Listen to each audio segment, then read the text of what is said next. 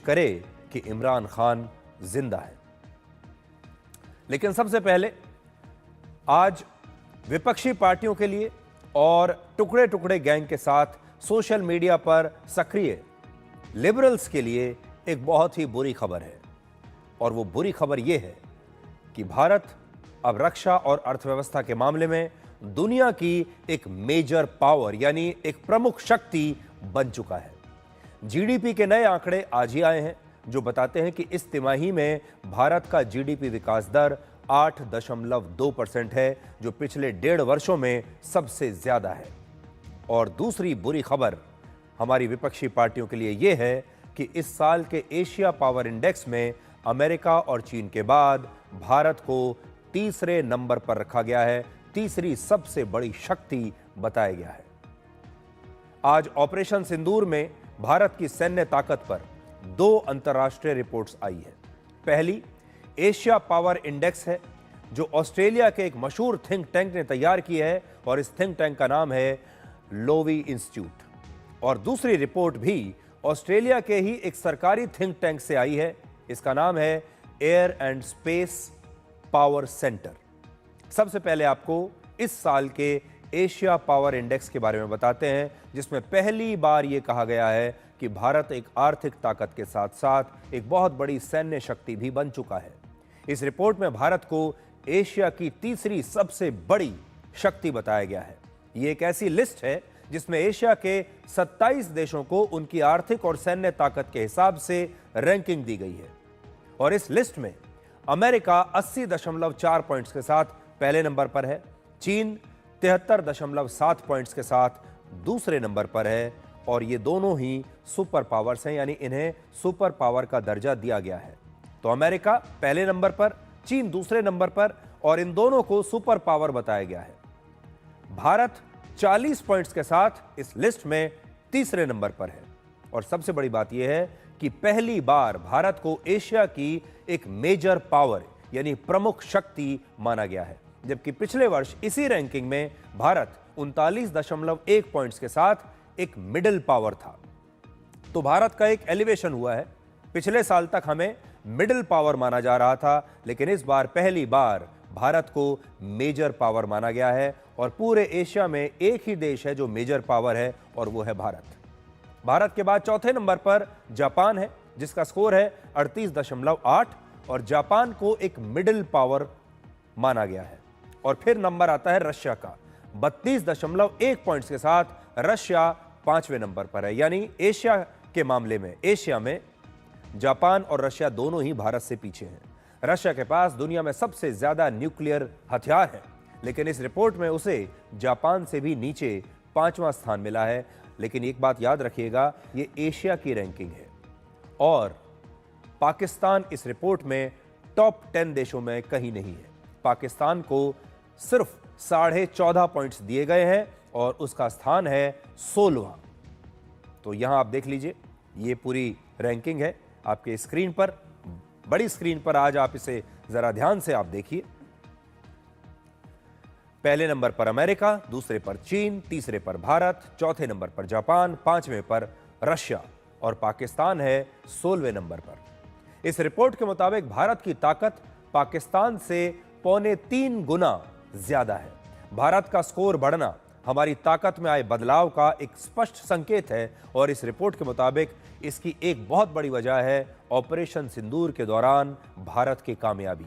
Operation सिंदूर ने भारतीय सेना को एक युद्ध का अनुभव दिया है और भारत की सैन्य ताकत लगातार बेहतर हुई है, ऐसा इस रिपोर्ट में लिखा है। और ये उन सभी लोगों को एक करारा जवाब है जो ऑपरेशन सिंदूर पर सवाल उठाते आए हैं और हमारी सेना से अक्सर सबूत मांगते आए हैं।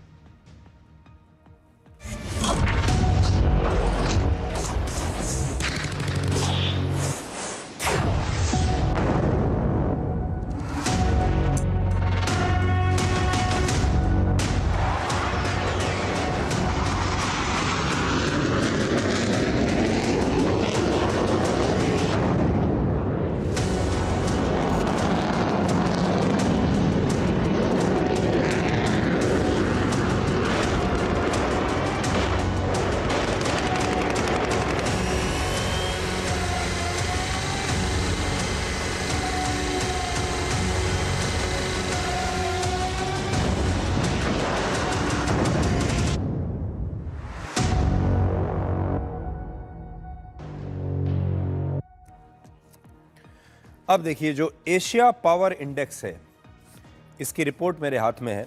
अब आपको ये बताते हैं कि ये जो लिस्ट दी गई है, इसमें शामिल हर देश को उसकी सैन्य क्षमता, आर्थिक ताकत, उसका कूटनीतिक असर और सांस्कृतिक प्रभाव सहित कुल मिलाकर 8 पैरामीटर्स के आधार पर पॉइंट्स दिए जाते हैं और फिर उसके आधार पर रैंकिंग दी जाती है।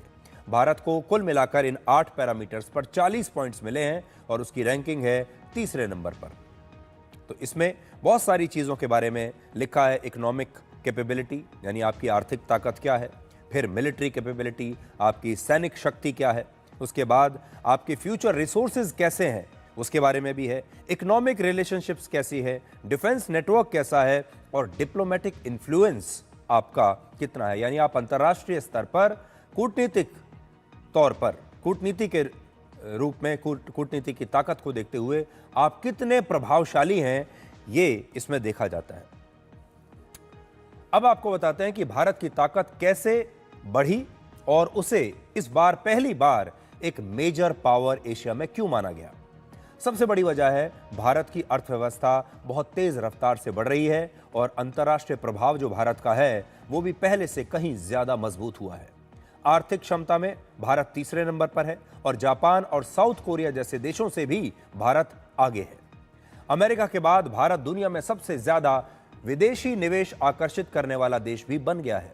वर्ष 2015 से 2024 तक भारत में 44 लाख करोड़ रुपए से ज्यादा का विदेशी निवेश आया है और पिछले 10 वर्षों में विदेशी निवेश के मामले में अमेरिका पहले नंबर पर है और भारत दूसरे नंबर पर है और चीन तीसरे नंबर पर आ गया है। इस ग्राफ में आप देखिए, कोविड के बाद, मैं बड़ी स्क्रीन पर आपको दिखाता हूं ये ग्राफ देखिए, कोविड के बाद चीन में लगातार विदेशी निवेश कम हो रहा है और इसी दौरान भारत में विदेशी निवेश लगातार बढ़ रहा है। आप देखिए,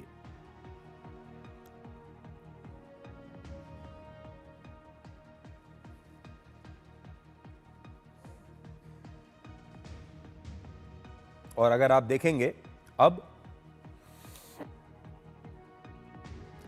2015 से 2024 का अगर आप देखें आंकड़ा, तो भारत देखिए कैसे अब चीन को काट रहा है। अगर आप हरे रंग में देखेंगे तो हरे रंग की जो लकीर है ये भारत है, लाल रंग जो आप देखेंगे ये चीन है और नीला रंग जो है ये अमेरिका है। अब जब आप देखेंगे कि भारत कैसे धीरे धीरे लगातार चीन को काटते हुए अब ऊपर निकल गया है, यहां आप देख सकते हैं ये जो हरी लाइन है ये लाल वाली लाइन को काट के ऊपर निकल गई है और अब विदेशी निवेश के मामले में भारत अमेरिका के बाद दूसरे नंबर पर आ गया है। और इसकी सबसे बड़ी वजह है कि इस समय दुनिया की बड़ी बड़ी कंपनियां अपनी सप्लाई चेन को चीन से हटाकर भारत में लाना चाहती हैं और दुनिया में भारत का कूटनीतिक प्रभाव बढ़ा है क्योंकि पिछले 1 साल में भारत दूसरे देशों के साथ बातचीत में बहुत सक्रिय रहा है। अगर आप देखेंगे, चाहे दुनिया में G20 हो या फिर दूसरे अलग अलग बड़े बड़े मंच हों, भारत सब जगह आपको दिखाई देता है। भारत हर जगह आपको दिखाई देता है एक सक्रिय सदस्य के रूप में। चाहे यूक्रेन और रशिया के बीच युद्ध की बात हो, वहां भी भारत बहुत महत्वपूर्ण भूमिका निभा रहा है। चाहे गाजा और इजराइल के, गाजा में इजराइल और हमास के बीच का युद्ध हो, वहां भी भारत सक्रिय भूमिका निभा रहा है। और दुनिया के हर मंच पर आज आपको भारत दिखाई देता है। हर मंच पर आपने देखा होगा प्रधानमंत्री मोदी आपको दिखाई देते हैं। और इसमें दिलचस्प बात यह है कि अमेरिका का आज भी एशिया में चीन से ज्यादा प्रभाव है। एक और खास बात आप देखिए, ये रैंकिंग तो है एशिया की, लेकिन इसमें आज भी नंबर 1 पर कौन है? कोई एशिया का देश नहीं है। अमेरिका एशिया में सबसे प्रभावशाली देश आज है और एशिया महाद्वीप का हिस्सा न होते हुए भी अमेरिका इस क्षेत्र में सबसे मजबूत और प्रभावशाली देश है। हैरानी की बात यह है कि पिछले वर्ष के मुकाबले अमेरिका का स्कोर इस बार 1.2 पॉइंट्स कम हुआ है और इसका जिम्मेदार अमेरिका के राष्ट्रपति डोनाल्ड ट्रंप की नीतियों को बताया गया है। नॉर्थ कोरिया इस रिपोर्ट में 17वें नंबर पर है और पिछले वर्ष के मुकाबले उसका स्कोर सबसे ज्यादा बढ़ा है, यानी 1.5 पॉइंट्स उसके बढ़ गए हैं। और उत्तरी कोरिया ने अपनी मिसाइल्स और परमाणु हथियारों की क्षमता को पहले से कहीं ज्यादा बेहतर किया है और रशिया से उसके सैन्य संबंध और ज्यादा मजबूत हुए हैं। इसकी वजह से जो नॉर्थ कोरिया है उसे 1.5 पॉइंट्स इस बार पहले के मुकाबले ज्यादा मिले हैं।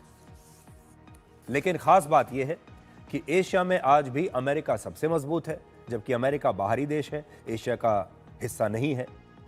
चीन दूसरे नंबर पर है और तीसरे नंबर पर अब आपका देश भारत है।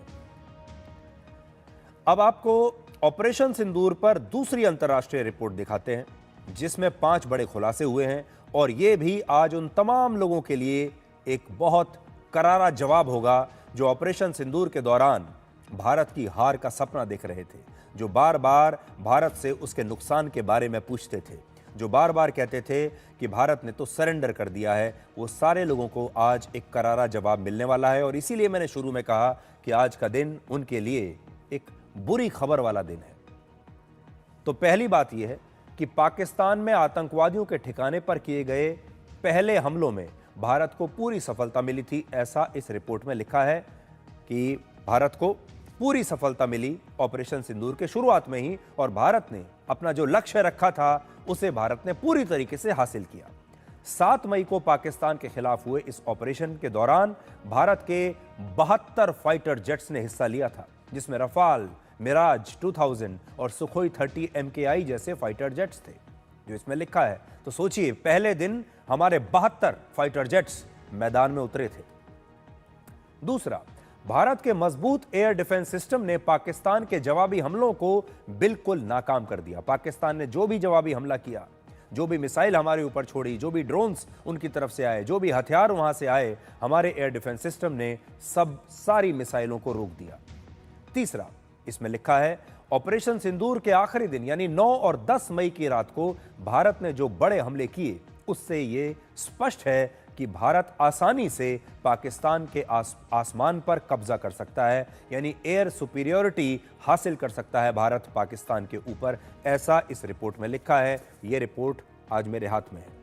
चौथी बात इसमें लिखी है, भारत के हमले में लाहौर में एक एयर डिफेंस सिस्टम नष्ट हो गया था।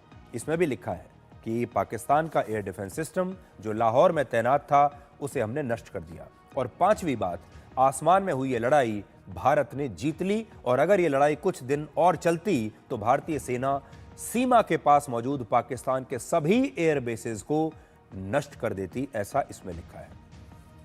और मैंने आपको सारे पॉइंट्स तो बता ही दिए हैं। देखिए, इसमें लिखा है 72 इंडियन फाइटर्स ने ऑपरेशन सिंदूर के पहले दिन इस पूरे ऑपरेशन में हिस्सा लिया था। रफाल, मिराज 2000, Su-30 MKI वगैरह जो थे। 1 air defence system in Lahore was damaged, इसमें यह साफ लिखा है। आगे इसमें एक और चौंकाने वाली बात है, वो भी आपको बताऊंगा। क्या आप जानते हैं कि 10 मई को हमारे एक एयर डिफेंस सिस्टम ने पाकिस्तान के फतह 2 रॉकेट को मार गिराया था। तो सोचिए, पाकिस्तान ने अपना फतह 2 रॉकेट हम पर दागा था।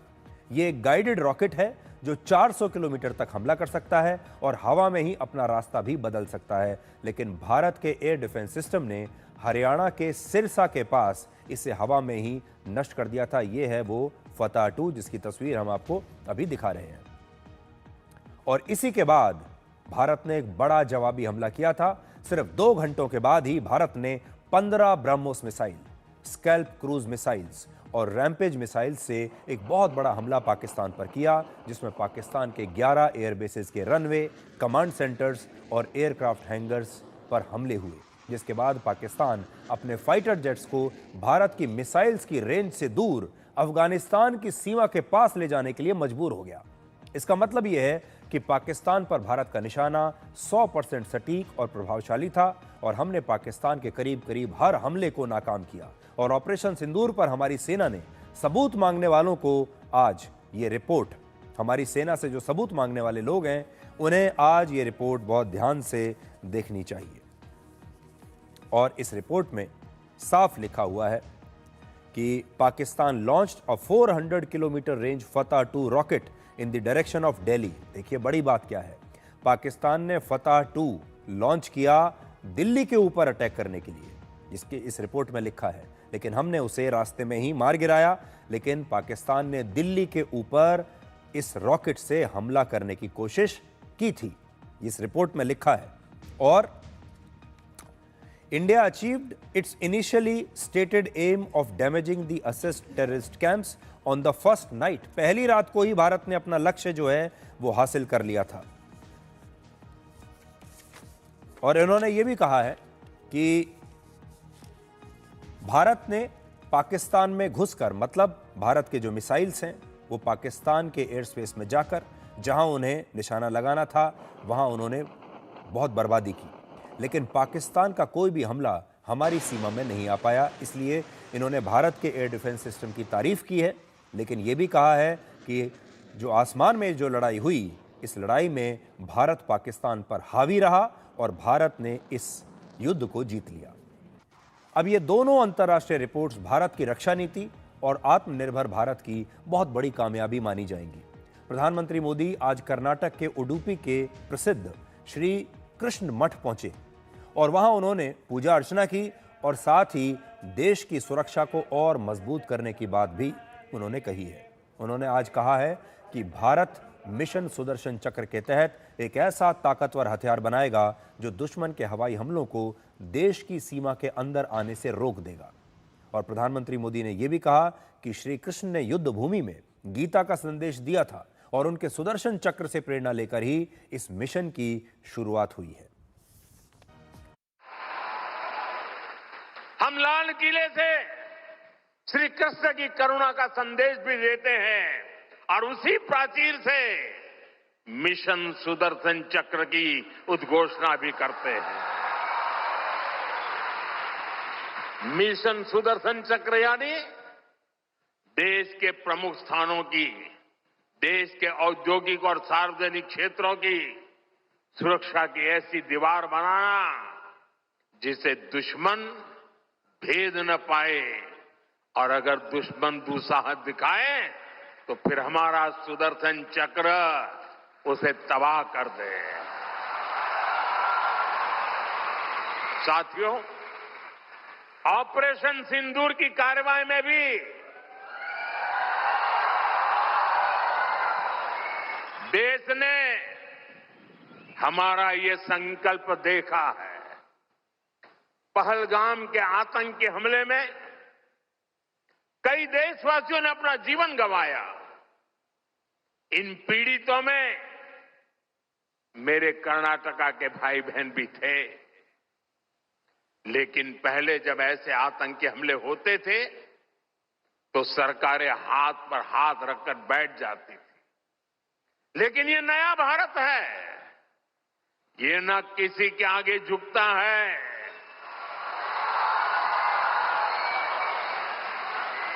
और ना ही अपने नागरिकों की रक्षा के कर्तव्य से डिगता है। हम शांति की स्थापना भी जानते हैं और शांति की रक्षा करना भी जानते हैं।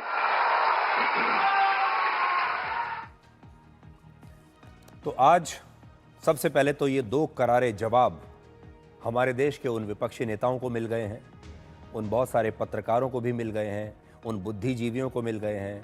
बहुत सारे लोग हैं जो सोशल मीडिया पर लगातार सक्रिय रहते हैं, जो भारत का मजाक उड़ाते हैं, जो अपने ही देश को कमज़ोर करने में लगे हैं, क्योंकि वो जानते हैं कि जब ये देश कमज़ोर होगा, जब ये देश टूटेगा, तभी तो उनका नंबर आएगा। और इसीलिए वो ये सपना देख रहे हैं। तो वो लोग कहते थे कि ऑपरेशन सिंदूर के दौरान भारत की हार हुई।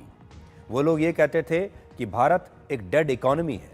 वो लोग ये कहते थे कि ऑपरेशन सिंदूर के दौरान भारत का बड़ा नुकसान हुआ है और पाकिस्तान हम पर हावी हुआ है। और वो लोग ये भी कहते थे, लगातार आपने देखा होगा, ये लोग ये भी कहते हैं कि भारत की जो अंतर्राष्ट्रीय छवि है वो पहले से कमज़ोर हुई है, भारत की ताकत पहले से कमज़ोर हुई है और भारत अब दूसरे देशों के मुकाबले कमज़ोर दिखता है। ये सारी बातें आपने सोशल मीडिया पर कहीं ना कहीं पढ़ी होंगी। ये एक दुष्प्रचार था और आज ये दो अंतर्राष्ट्रीय एजेंसियों की जो रिपोर्ट्स आई हैं, और दोनों ही बहुत विश्वसनीय रिपोर्ट्स हैं, ये उन लोगों को आज बहुत चुभेंगी।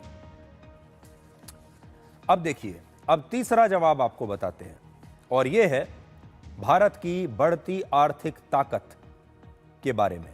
तो अब भारत की इस ताकत को हम डिकोड करते हैं। दूसरी तिमाही में